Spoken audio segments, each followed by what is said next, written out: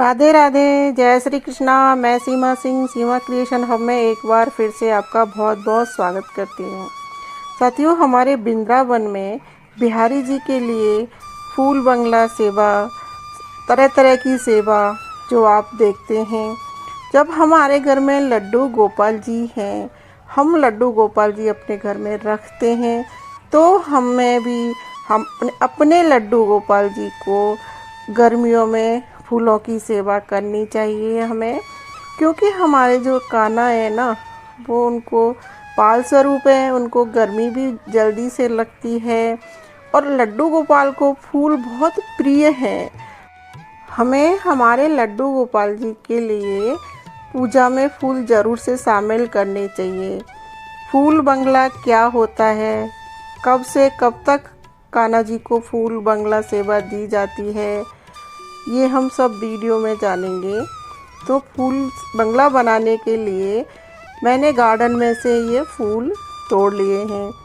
कान्हा जी की विशेष कृपा है हमारे ऊपर कि हमारे गार्डन में रोज़ कई रंगों के फूल खिलते हैं, तो हम कान्हा जी के लिए फूल तोड़ लेते हैं। साथियों, अगर हमारे पास फूल नहीं है तो हम थोड़े से फूल बाज़ार से लाके फ्रिज में भी रख सकते हैं। मैंने ये कान्हा जी के लिए आज माला बना रही हूँ। मैंने ये छोटी सी माला बनाई है कान्हा जी के लिए। ये छोटे छोटे से इतने ही फूल थे कि बहुत छोटी सी माला बनी है कान्हा जी को पहनाने के लिए। और ये मोगरा के फूल हैं खूब सारे, तो मैं इनसे कान्हा जी के लिए माला तैयार कर लूँगी।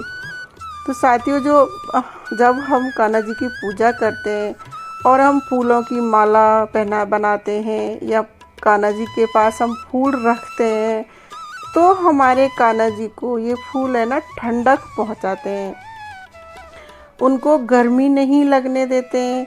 और फूलों में से जो सुगंधी निकलती है ना, और जो सकारात्मक ऊर्जा निकलती है, तो वो हमारे घर में भी फैलती है।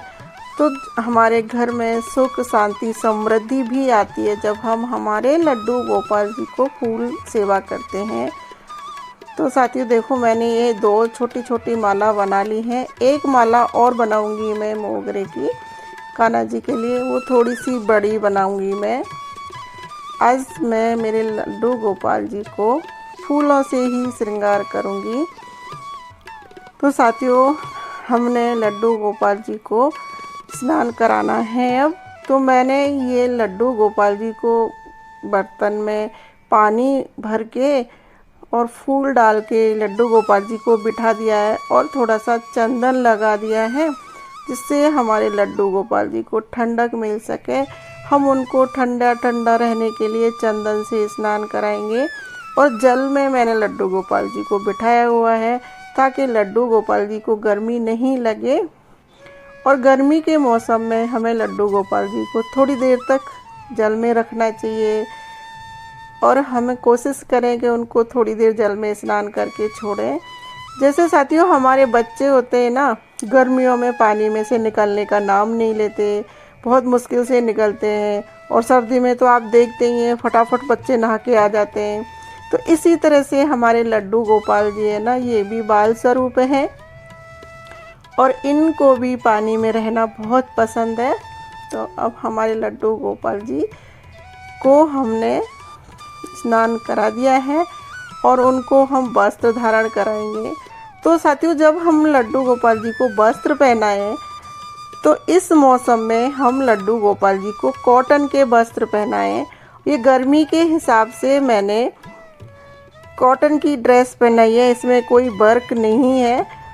इन दिनों में बहुत गर्मी है, तो हमें हैवी पोशाक से बचना चाहिए कान्हा जी के लिए।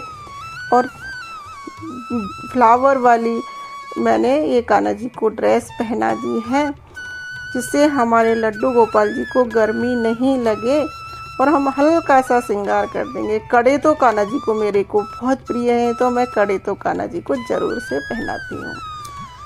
तो साथियों, बाज़ार में भी फूल बंगला मिलता है। आप बाज़ार से आर्टिफिशियल फूलों का बंगला खरीद के भी लड्डू गोपाल जी को फूल बंगला सेवा दे सकते हैं। और हम कुछ फूल लेके थोड़े से फूलों से भी लड्डू गोपाल जी को फूल सेवा दे सकते हैं।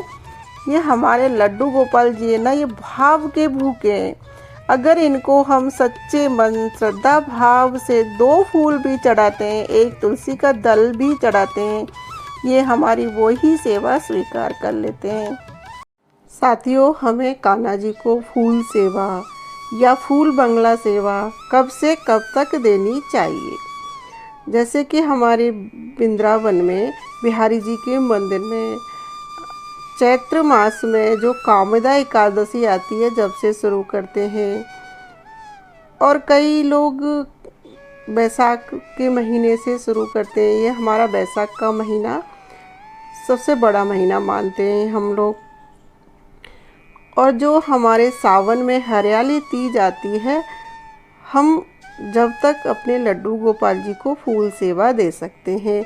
हम बहुत सारे फूल नहीं तोड़ सकते गार्डन से, हमारे पास या नहीं है, तो हम एक पुष्प भी अपने लड्डू गोपाल जी को अर्पित करते हैं। लड्डू गोपाल भगवान हमारे भाव के भूखे होते हैं, तो हम सच्ची श्रद्धा भाव से एक फूल भी अर्पित करते हैं ना, तो वो उसको ज़रूर स्वीकार करते हैं। और जो फूलों से ठंडक मिलती है, फूल हम कान्हा जी के लिए पास इसलिए भी रखते हैं कि उनमें से ठंडक निकले और हमारे लड्डू गोपाल जी को ठंडक मिलती रहे। तो हमें कोशिश करनी चाहिए कान्हा जी को फूल बंगला बनाने की, थोड़े से फूल सेवा देने की, फूल अर्पित करने की। हमें लड्डू गोपाल जी की सेवा मौसम के हिसाब से करनी चाहिए। सर्दियों में सर्दी के हिसाब से सेवा करनी चाहिए, गर्मियों में गर्मी के हिसाब से सेवा करनी चाहिए। जैसे हम बच्चे का ध्यान रखते हैं, सर्दी में उनको गर्म कपड़े पहनाते हैं और गर्मी में उनको बहुत हल्के हल्के कॉटन के कपड़े पहनाते हैं, इसी तरह से हम लड्डू गोपाल जी की सेवा करते हैं। जो हमारा भाव होता है ना लड्डू गोपाल जी के साथ, हमारी उसी तरह से सब सेवा करते हैं। और सेवा अपने अपने लड्डू गोपाल जी की सब अपने तरीके से करते हैं। आपके लड्डू गोपाल जी हैं, आप उनकी सेवा कर रहे हैं, तो सच्चे भाव मन से करें, वो उसे ज़रूर स्वीकार करेंगे। और हमने एक घी का दीपक बनाया है, तो हम घी का दीपक जला के और धूप बत्ती जला के लड्डू गोपाल जी की आरती कर देंगे। हम आरती लड्डू गोपाल जी की भी कर सकते हैं, आरती ओम जय जगदीश हरे भी कर सकते हैं।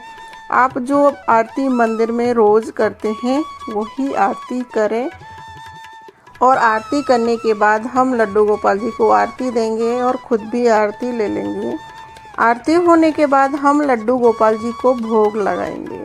तो साथियों, गर्मी में हमें लड्डू गोपाल जी को ठंडी चीज़ों का भोग लगाना है। जैसे दही दूध थोड़ा ठंडा करके लगाएं।